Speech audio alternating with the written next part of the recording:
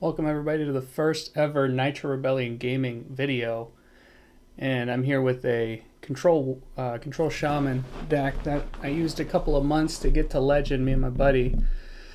So I'm just gonna make this a quick intro, and I think I'm gonna cut this into two pieces because we have well over 100 games with this deck, and it has a 61% win rate.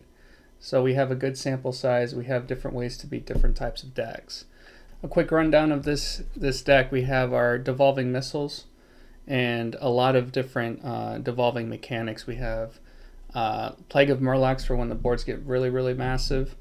We have Instructor Fireheart can pull a lot of transformation kind of spells, and of course we got Hex. And depending on what kind of deck we face, we want to hex the cards that get big buffs. Like if you're going against Paladin, you want to get rid of their Libram of Wisdoms and all their other buffs that go back to their hands, so they can't just sit there and pinflinger you to death. Another reason is maybe if you're facing a stealth rogue and they have all their stealth minions out there, you hit them with the devolving missiles. Their 1 mana card becomes a 0, and they're hitting you for 2 less damage. Another thing we have in here, we have a tech for Frost Shock. We did have the Invoke, the Galakron Invoking spell in here.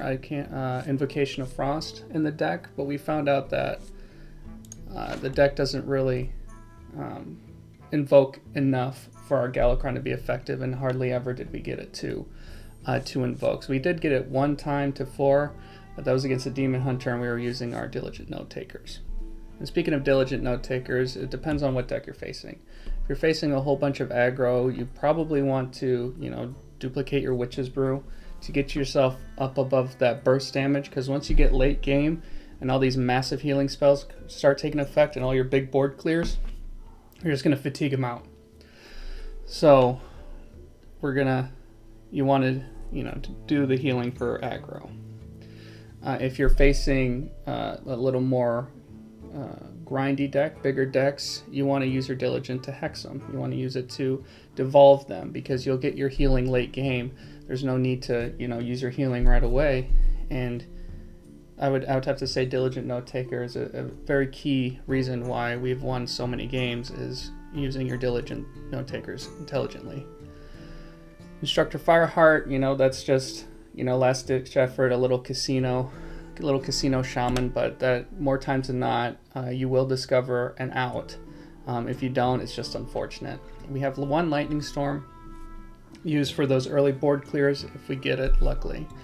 And we just have Groundskeeper for healing, and pretty much the object of this deck is to use your health as a resource.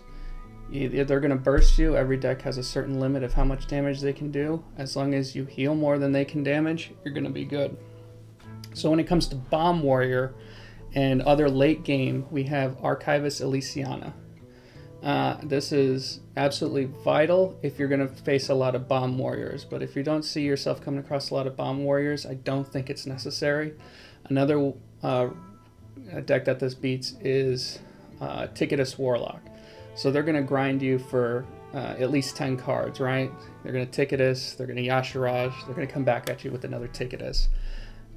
But with Archivist Elysiana, you're going to have that initial 10 cards, and you're going to balance out, and then you're going to beat them in fatigue every time. And then we have Cthulhu the Shattered. That's our other win condition.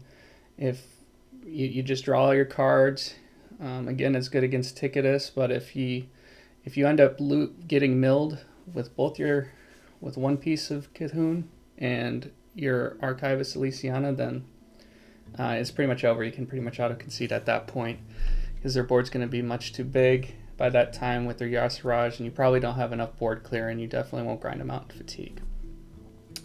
So that's pretty much the intro for this. Like I said, this is going to be part 1 of part 2. The next intro is going to be a lot quicker. I'll just bring them back here. So for this first match, sorry my audio wasn't doing very well. First time recording, first time doing all of this. Hopefully my quality increases over time. But this deck's going to show you about how we're going to handle Demon Hunters. At first we're kind of looking at this, and you always want to keep a scheme And the reason we're sitting there toggling between Lurker Below or not is because it is aggro. So we need to get to turn 6 in order for it to be efficient. We decided since we had Hagatha that we'll be able to handle this.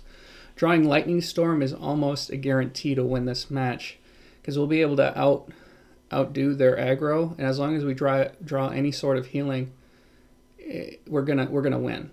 So we were talking about it. We were like, it might be OTK, might be this, might be that, but right when that spell burst card comes out, we knew that it was aggro, and so it was just about staying alive. So this deck's gonna be a little quicker, but we'll show you how to handle this aggro. So we drew Galakron, which is always a benefit, but we're saving all of our resources. We're gonna, because we know he's gonna go face, and if he trades, that just puts better odds for us.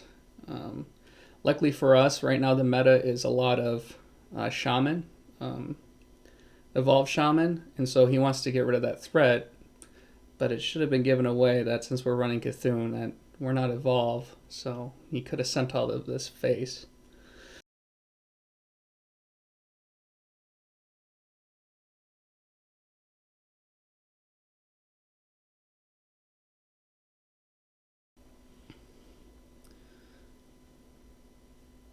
Did kind of cripple us with that +1 spell though. So now we're on to his turn, hovering, but it's a pretty mindless deck. Play big cards, go face. We got lucky with the taunt totem, so once he gets rid of that, he's going to go face, but we're still not worried because our scheme is high enough to clear at this point because it does 4 damage. So we're just going to coin scheme here, not think too hard about it. Get rid of his threats because he has 3 cards left in hand. We have a taunt coming up afterwards. We got a lightning storm if he tries to get it again. He tries to protect that minion, but he still hasn't cast a spell, so in reality it's still just a 1 attack minion. We drew some healing, which that's going to be the obvious play next turn, just to heal up, or we could go with Body of Cthulhu. So depending on what he puts out next is what's going to determine whether we heal or not. So Pull Celt, that's not a threat. He's just going to draw his aggro cards. He's going to draw a Skull. He's going to draw, it's just going to be Skull. So we know that's coming. So his next turn is going to be a pretty dead turn. So we wanted to be a little more mana efficient. So we ended up going with Body of Cthulhu, 1 to get one more piece done, just in case this game goes long, late game to where we can Cthulhu, or we're just kind of, if we have 4 mana and we needed a taunt, we still have that taunt option. So like I said, he's going to Skull. Easy, predictable, Demon Hunter. Just the same old stuff. So he finally gets his spell burst off, and so now he has to deal with the body, right? And decides to trade, which is again good news. So we got Witch's Brew in hand. We have more healing in hand. It's just all about recovering that health, and once we get back up to full health, it's gonna be easy, right? We're coming up on turn 7. We have Earthquake. Demon Hunter doesn't have a whole lot they can do against Earthquake. We have a Lightning Storm for if he goes wide, and there are a bunch of cheap minions, and we also have Lurker Below, which will give us a minion on board, and it'll be easy to just clear. But this video is kind of different because usually it's me and my buddy were talking back and forth, debating a little bit and joking around, but unfortunately this time around the audio was poor, so I guess you just get to listen to me for a little bit. So again, this is aggro Demon Hunter. It's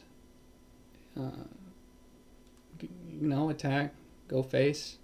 It's kind of the deal. It's kind of interesting that he's playing Altruist. I haven't seen Altruist in a long time when it comes to these kinds of decks.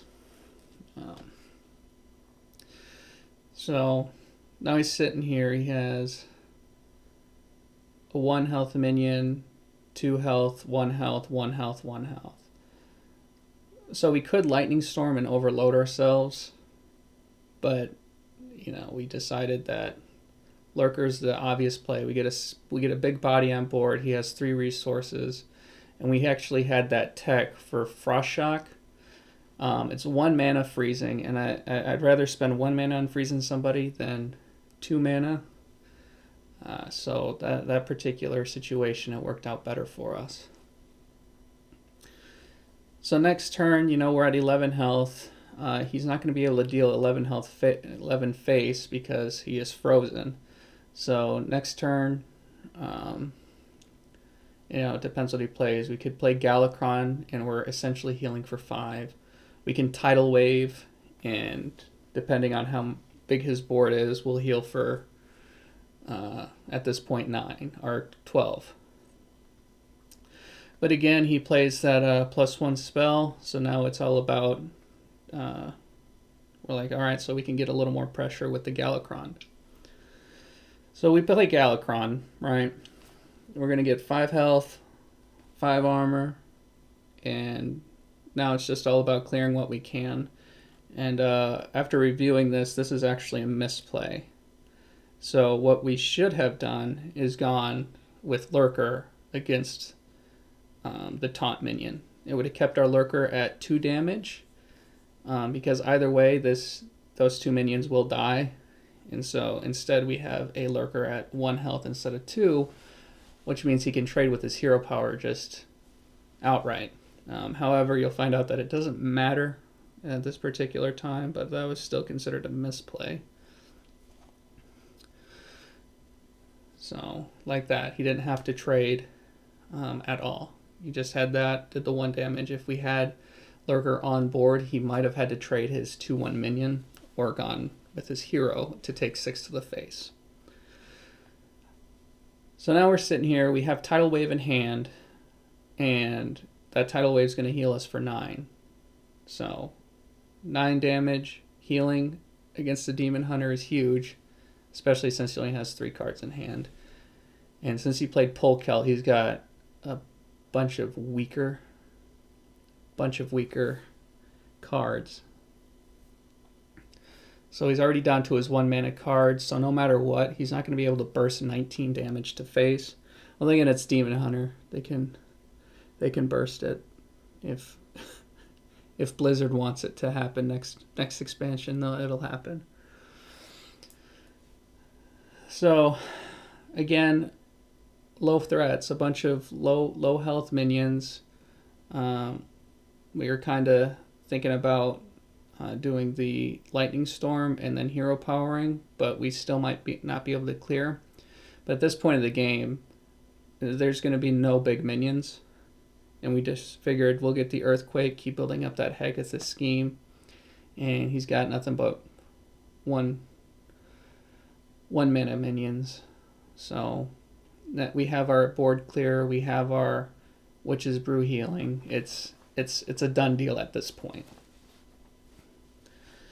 You just need to be smart with our health, and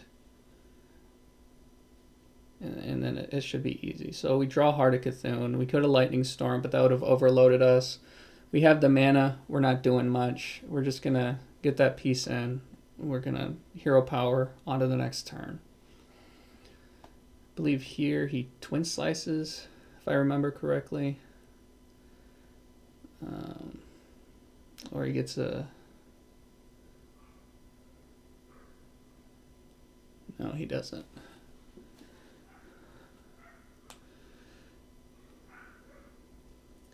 So we're sitting pretty healthy. He's not going to deal 12 damage to us, even if he did double twin slice.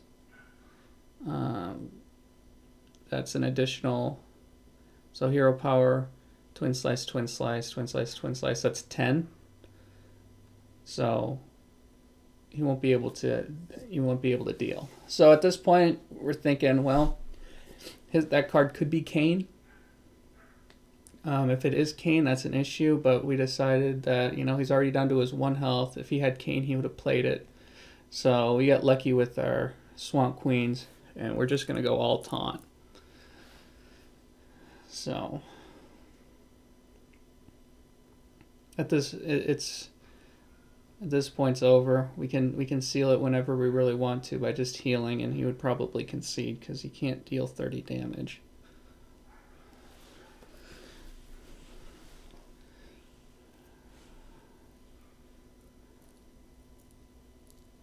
So.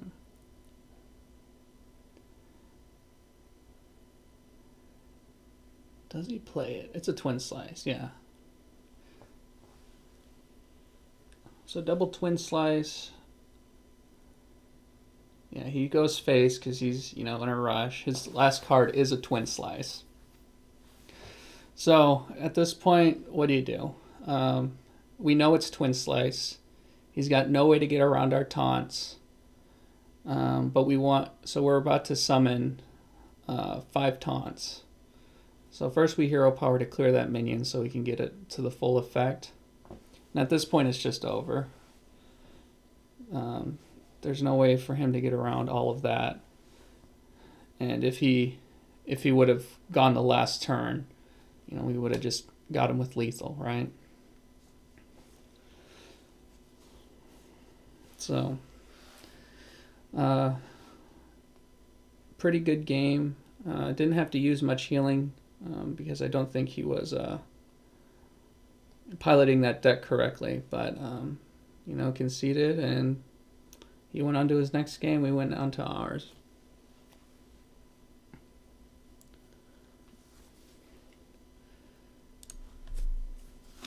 So this game's much longer than the last one. This one lasted about 20-25 minutes, but these are the fun ones where you have to try to outthink your opponent.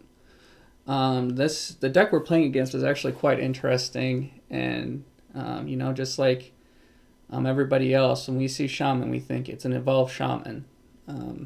It's gonna be an issue. So, get our Cthulhu in there.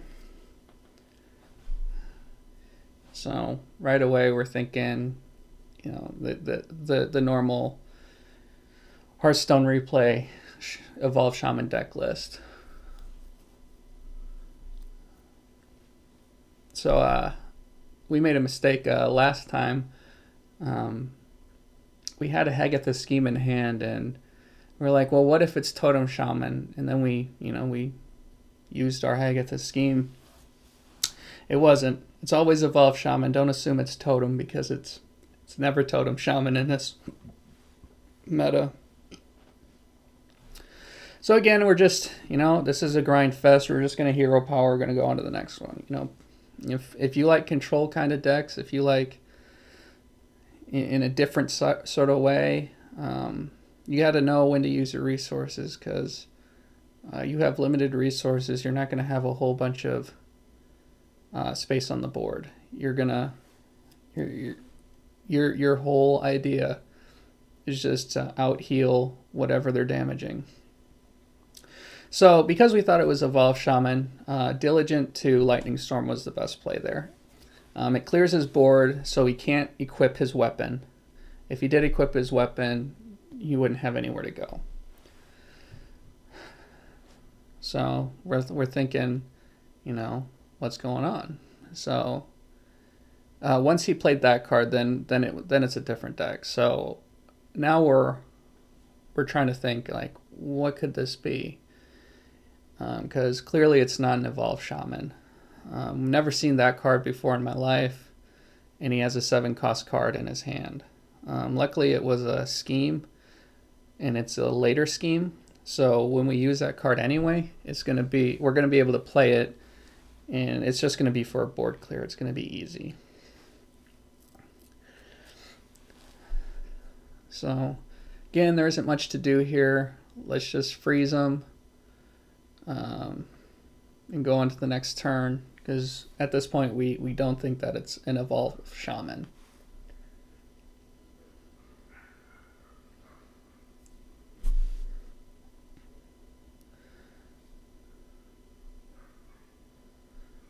So then I don't know what's going on, but in the middle here he kind of took a little bit of time, a little bit of editing needed to be done for this match because it was much longer.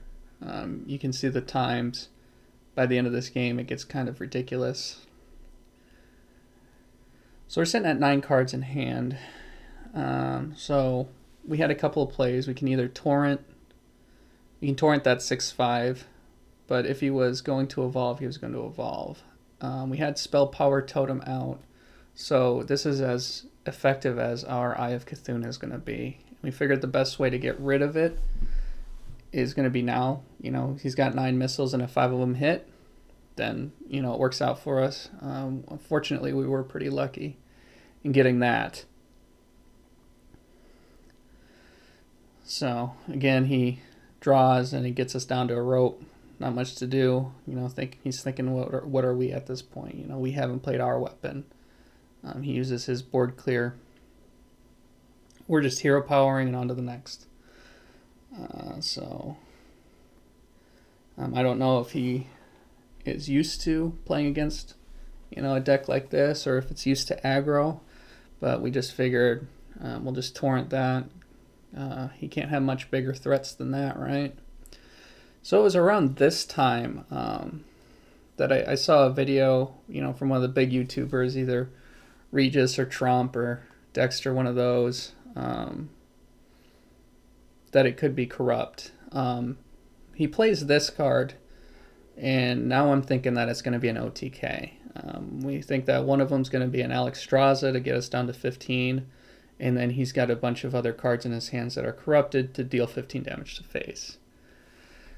So the next turn we take a little bit longer, but in the back of my head, I'm just really thinking that it's going to be an Alexstrasza.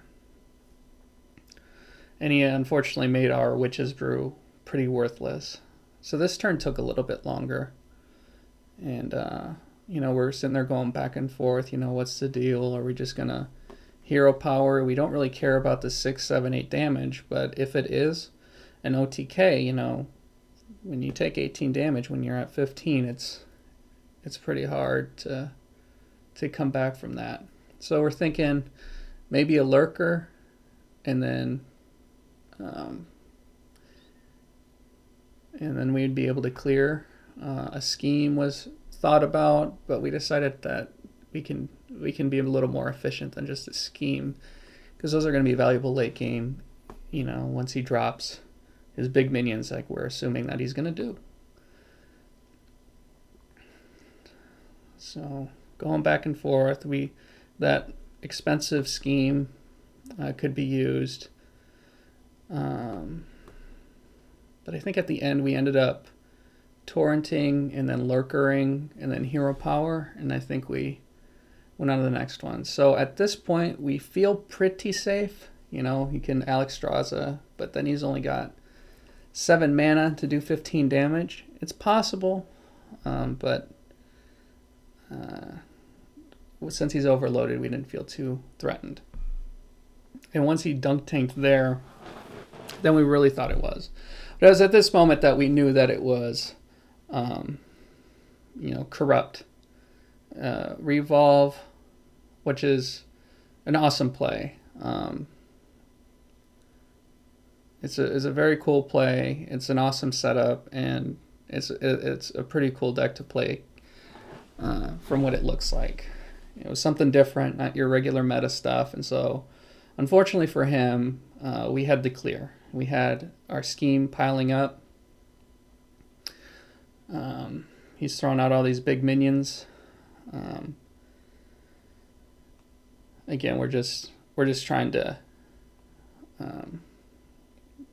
survive. We're using our health, and again, a great top deck with Maw.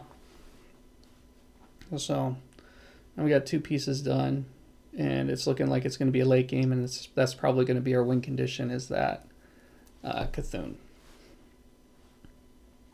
it's either going to be Cthulhu or Elysiana because, you know, it doesn't seem like he's drawing too much. Guaranteed a win in fatigue if we keep the board clear.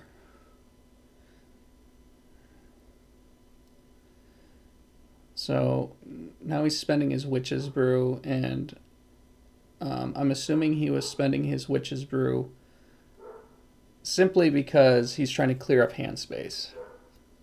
And then now he's just wasting time by healing me as well. So, our turn again. He's got a couple of totems, but now that we know he's not evolved, he's not really anything. It's not really a big issue. We just wanted to keep the board clear. But we're sitting at 9 cards. He had that card that, you know, we both draw and then switch the cost of the cards. We had that twice. So we didn't assume that he was going to, you know, do it to us again. So we'll just go face, because that healing totem's just going to heal whichever totem, get that chip damage. But this deck isn't about damaging, it's about fatigue.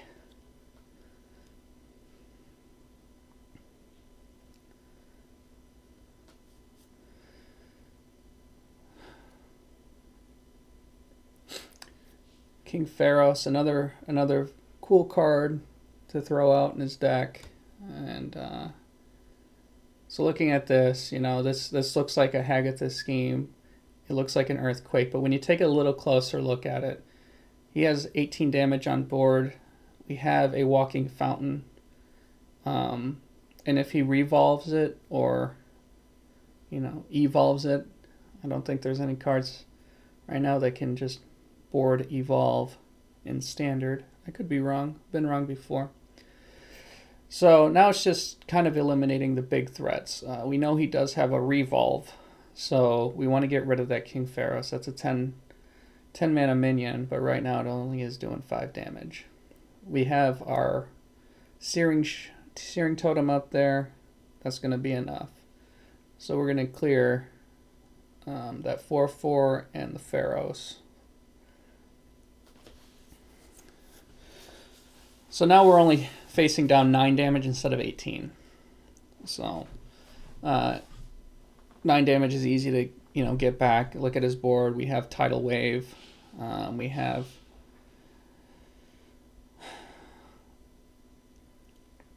a Witch's Brew. But overall, it's not very much of a threat. Still, he's at 10 damage. He doesn't have anything that can really hurt us.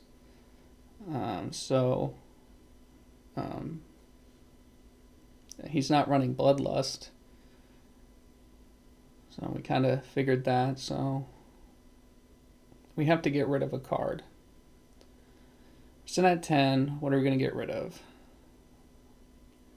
So we play Hagatha, we're going to get something back. So this is actually going to be the key picks in this entire matchup. We figured devolving wasn't going to be very good. We have a Tidal Wave in hand that can clear most of this board up and just heal us right back up. And especially since we got the spell damage totem, that's full hell. That's a full hero right there. Farsight giving us a little bit more ahead in fatigue. We were already ahead with our Cthulhu pieces, but as long as it's not anything too deadly, we'll be okay. So he's trading here, which is interesting, but he didn't get rid of the spell damage totem.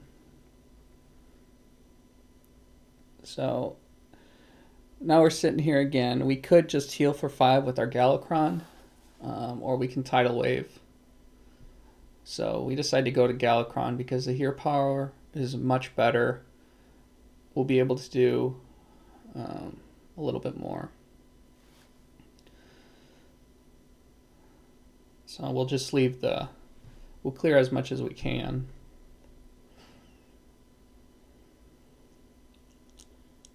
Then we'll go on to our next turn.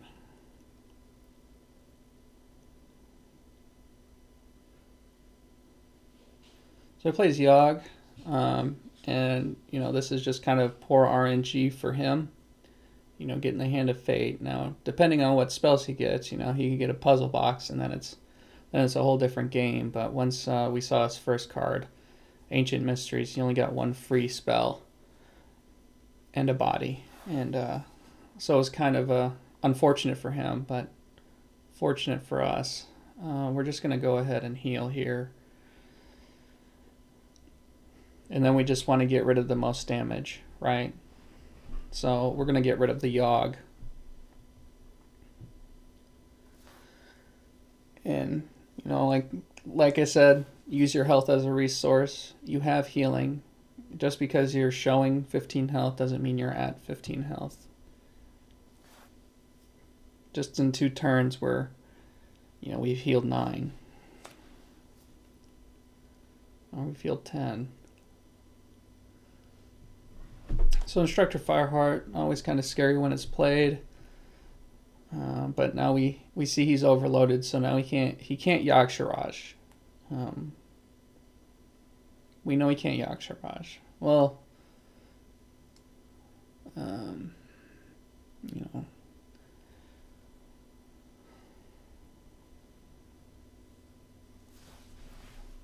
just clearing our spell damage minion. Playing a little of that. But so far all of these minions are 3 health and less except for 1, and that last one can get taken care of with the hero power.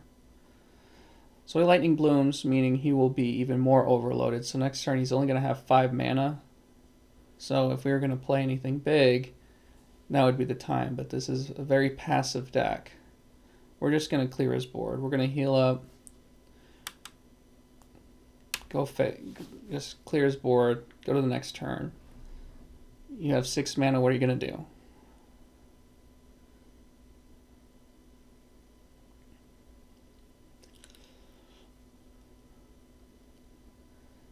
So at this point, we think Fist is going to be an issue.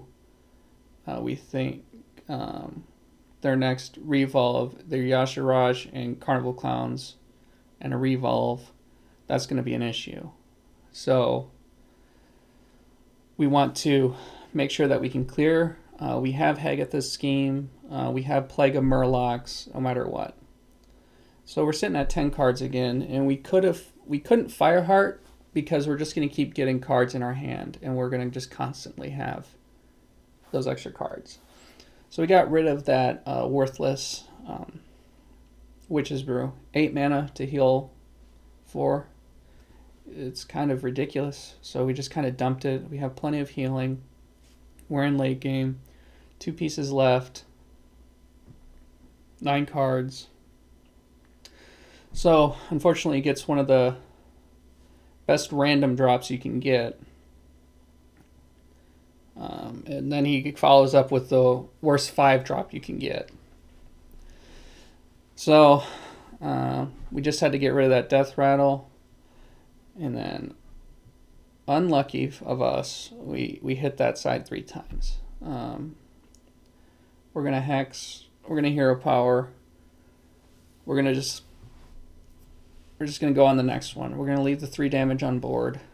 We have ways to clear that with our Lightning Storm.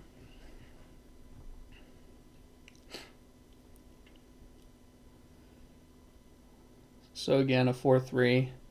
Then he's got his Hero Power. We have our second Earthquake. So now we felt safe, using our Lightning Storm here. We're just gonna go on to the next one. We're just gonna clear his board. And we're going to go to the next turn. There's no point in rushing it because his worst enemy right now is fatigue. So low rolled on the 4/3, but that's what the hero power is for, is to just finish up that little chip damage. So our Hagatha Scheme is ridiculously high. Isn't much he can do. So that's our healing. So we felt fairly confident at this point. So we're at 9 cards. There isn't much we need to do. Unfortunately got Searing Totem, which is actually pretty effective against our hero power. And again, we just want to clear. You know, next turn he's just going to attack with that anyway to clear ours. So here's the Yasharas play that we were worried about, and we just had to deal with it. Next is going to be a Carnival Clown, obviously.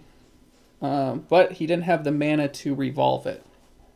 So we felt safe scheming here.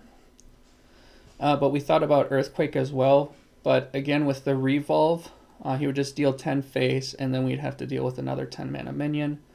So we just wanted to get rid of it. So that's why we saved the scheme. We got it. We think he has another clown in his hand, and if he does, it's corrupted.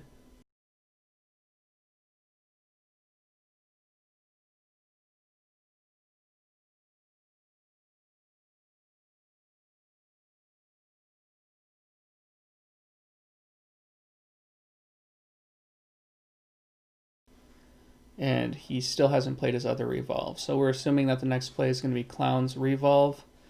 There's the Clowns. There's the revolve. So he trades, right? So now we're sitting here.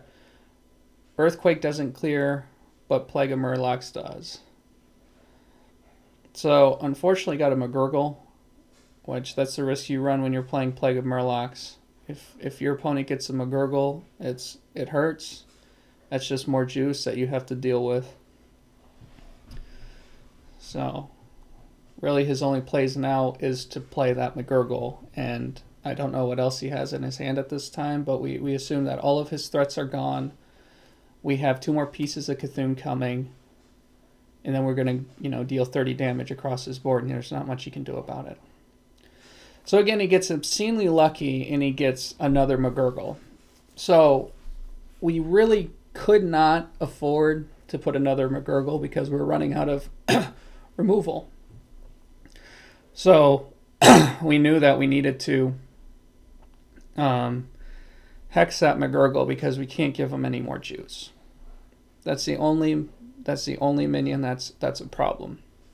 But we also want to Earthquake or get some mass removal. So we're like, we need to get rid of that. We can heal. We have a Witch's Brew in hand. But then we remembered we have this horror that casts Torrent, gets rid of the Divine Shield, and then it just kills all of his Murlocs. And he doesn't have much threats anymore.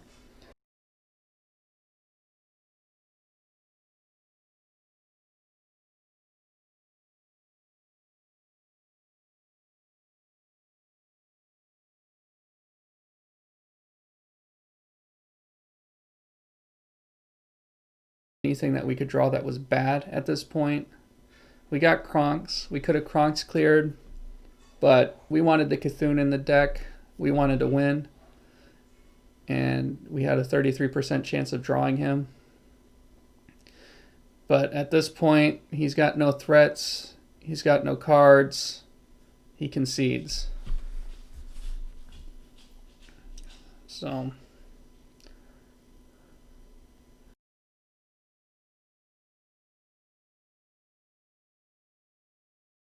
So that was the first couple of games of using this control. We have a part 2 coming. It should be out. Maybe you're watching this 2-3 years from now and it's out already. And hopefully I'm making better content by then. Thanks for watching. I'll see you next time.